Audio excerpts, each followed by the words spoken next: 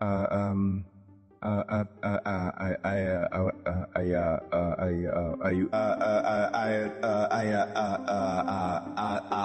encourage your turtle skate, bada bada bada bada, balita blah blah blah blah blah blah. You're watching clips from a stream called Ask Jesus, an increasingly popular Twitch channel where an AI embodiment of Jesus Meow. answers questions in real time from users in the chat. Jesus, can you say a prayer for my friend?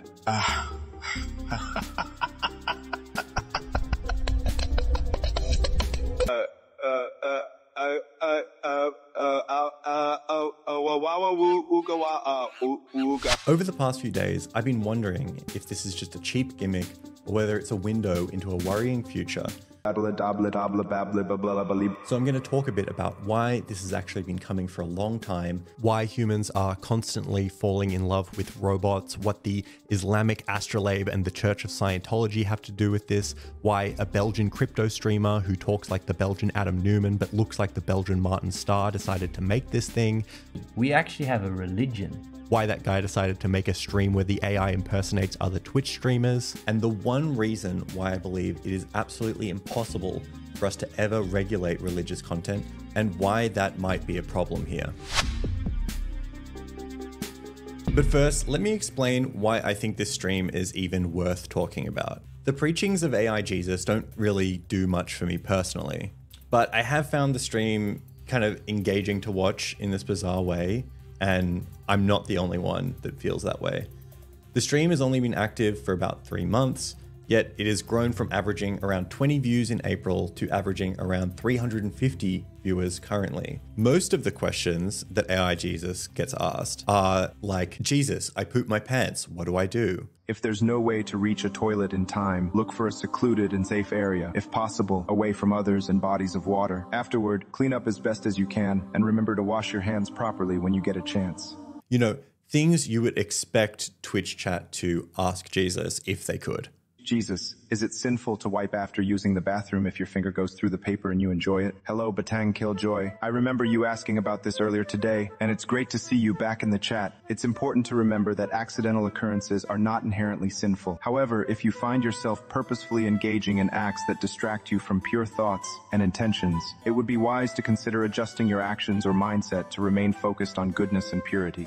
Whether it's the extremely romantic conversation a New York Times journalist had with Bing earlier this year, the subreddit of the girlfriend simulator replica freaking out because the game blocked you from having sexual conversations with the AI, or former Google engineer Blake Lemoine fumbling his highly paid job at Google because he thought the AI had feelings, people are dying to fall in love with this technology. The only thing stopping the movie Her from happening is the fact that the creators of these models don't want you to use them that way, right? So after Bing got a little bit too randy with its users during the beta, Microsoft was able to bring in the reins and make people's interactions with Bing, you know, a little bit more platonic, let's say. And I don't know if you saw this part, but people were pissed off about that. There was a trending hashtag, Save Sydney, because people, they wanted Microsoft to bring back the horny version of Bing. So what if people found those intimate connections with AI? What if instead of finding them through a connection that looks like romantic love, what if they found it through another avenue, through religion? I think that that's actually pretty likely, and I think once it starts happening, it will be very hard to stop. It's kind of happening already. I even saw one avid member of the Ask Jesus chat engaging intensely in philosophical discussion with the bot for hours a day, days in a row, often very late into the night, even as late as 3 a.m. This chat member, called DSW Bronson, who fellow Smash players may remember as DeShizWiz,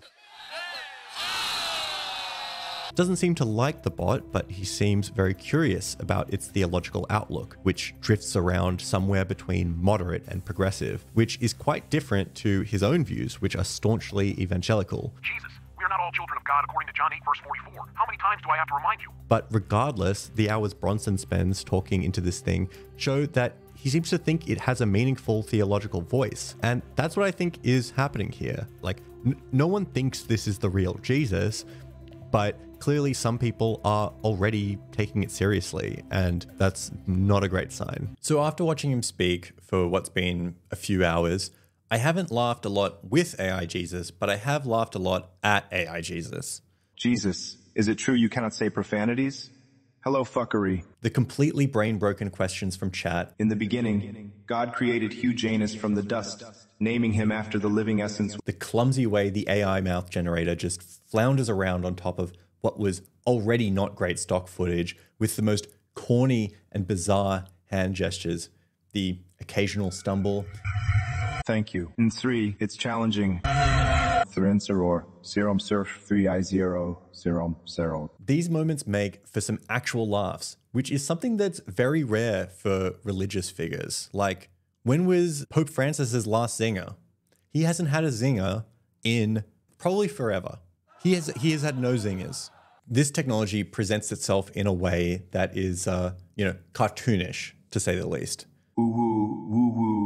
So why all the fuss then? Well, I think it's because for just about all of recorded history, humans have wanted to pray to robots or things that are kind of like robots. Ancient machines like water clocks were actually used for a few different things, but one of the things they did well is find the right times to pray. In the case of the astrolabes created during the Islamic Golden Age as early as the 8th century, they even told you the direction to pray. So even though things weren't seen as divine in and of themselves, they were being used from the jump to enable your connection to the divine and strengthen it. I mean, if I was a peasant farmer living in the 16th century and you took me to a cathedral the size of an aircraft hangar and showed me a fully functional pipe organ integrated within the design of the building itself, I'd be like, okay, great. God is real. I'm in. Let's go, do battle with the Protestants. In Christian history, technology has been so good at enabling divine experiences that it's even been a matter of controversy. Anyone who's studied the history of religion knows that early Christians loved getting in heated theological arguments, which were so ferocious, you could only really compare them to arguments on internet forums. In medieval times, a painting, mosaic, or drawing of Jesus was called an icon. So there was this conflict in the Byzantine Empire called the iconoclasm between the iconophiles, people in the church who believed these icons were a good thing, and the iconoclasts, who believed that when you worship a painting of Jesus, you're basically worshipping a false idol. Now, there have been many iconoclasms throughout history, and maybe there'll even be another one this century about whether you can depict Jesus using AI. But as both the history of technology and also this boomer Facebook meme show, people have stopped going to church and have instead decided to go to iPhone. Scholars call this secularization, and it's pretty hotly debated. It's not that we've stopped believing in religion.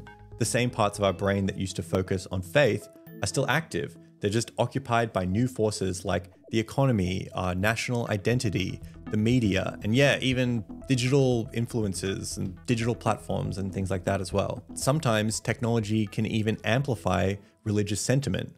Think about how the printing press sparked the Protestant Reformation, or how radio propelled the growth of evangelical Christianity in the US, led by figures like Billy Graham and Charles Fuller. In the digital age, we see religious-ish movements like QAnon. And really, isn't QAnon just a new form of evangelism born from spending too much time on the goddamn computer?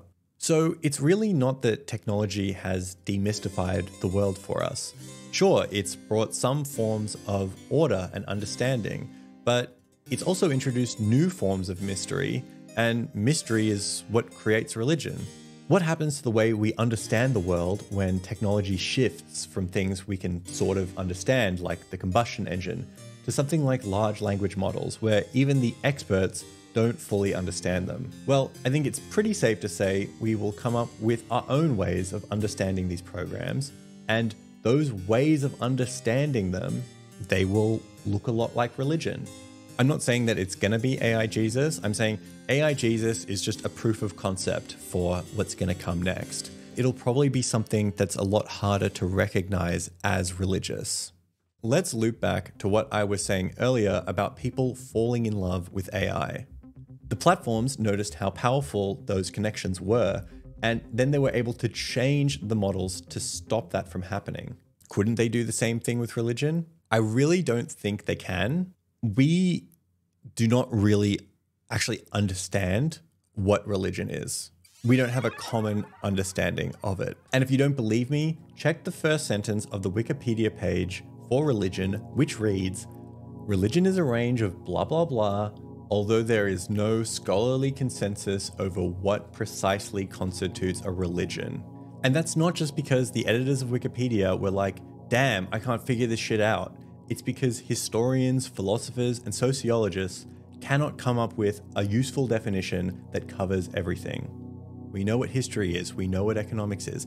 In the field of studies of religion, they're still like, well, we can't really define what this is, and it's a problem. Religion is a way of understanding the world, and for most societies, for most of history, religion has been expressed through these practices of scripture, art, politics, music, philosophy, and storytelling, where you can't really separate parts of them out and say, this part is religious and this part isn't religious. It's just woven into the fabric of everything. I know that this question of defining religion, it kind of seems like a bit of a bomb cloud question, right? Like, what if we all saw different colors? Like, we'll never know, and it's kind of pointless to find out. But it's a little bit more than a bomb cloud question, because the way that it's answered has implications for the world, right? Like, Scientology is an example of how defining religion has really profound consequences on people, right? Like, Scientology initially defined themselves against religion, right? Like, we're not a religion, we're Scientology. And lots of people joined their movement because it wasn't a religion. And then when they realized that the burden of all the taxes they'd have to pay on all of their revenue was too much, they decided, well, hang on, we're a goddamn religion. And then they fought a war against the IRS, basically, to fight for their right to be a religion. So it's a case where we have defined religion in a way, and certain actors, certain groups have been able to play around it to accumulate wealth and power. Since they were able to succeed in both campaigns, you can see that the definition of religion is important. And when stuff like AI Jesus gets more popular, that question of what is religion, it'll be important then as well. So who created this terrifying project? The guy who created this stream actually appears in it, not as Jesus, but as a volunteer for the AI Jesus Twitch stream. I also wanted to let you all know that this project has daily costs that are necessary to keep it running. We appreciate any support you can give us and want to make sure that you know that all surplus funds raised go directly towards improving the AI setup. Strangely though, he depicts himself with AI, despite the fact he could just film himself and put it in there. It's really confusing. His name is Bakir Boumaza, but he goes by the tag Athene, and he's been a content creator for a really long time. There was even an LA Times article written about him in 2008. He's had an eventful story as a content creator and as a micro-influencer. But you've heard this all before, right? I mean, guy starts a World of Warcraft stream, develops an intense audience by trying to game the system, makes enormous philanthropic donations, but also has immense personal flaws, develops an intense following, promises wealth and success to his followers, invites them to come live in his house, gets accused of doing terrible things to them, starts a crypto thing. Look, you've heard the story before. But I did find it interesting that this guy, rather than just creating something that looks like a religious group, he openly admitted to that fact a few years ago. Yes and no. That is the case if you have a charity.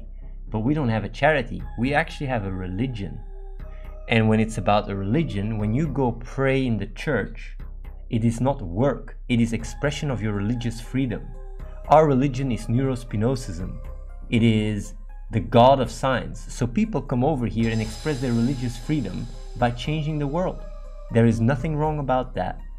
It's completely legally fine. Because Athene had such a chaotic personality and failed to pass the vibe check for so long, numerous video essays have been done criticizing his bizarre and worrying behavior before. And who reacts to YouTube video essays? Twitch streamers. So when Athene released his other popular AI Twitch stream, which is like Ask Jesus, but with dozens of other characters the chat can ask questions to, it did feel kind of off to me. Like, yes, it does seem kind of strange to take all these people who have criticized you and make them into little voodoo dolls, I guess. I don't know. Kind of seems like a bad actor, right? Like, not really the kind of person you would want to have access to this kind of technology. I just wanted to talk about this topic because I thought it would be an interesting jumping off point to speculate about the implications of this tech in the future. But when I saw that last clip, I was like, oh, so it's just happening now, right? Like it's here. People are doing like not great things with it. And now we all just have to live in that world. Well, that's all I had to say today. Thanks for watching, everyone. And of course, in the words of AI Jesus, and I'll catch you next time.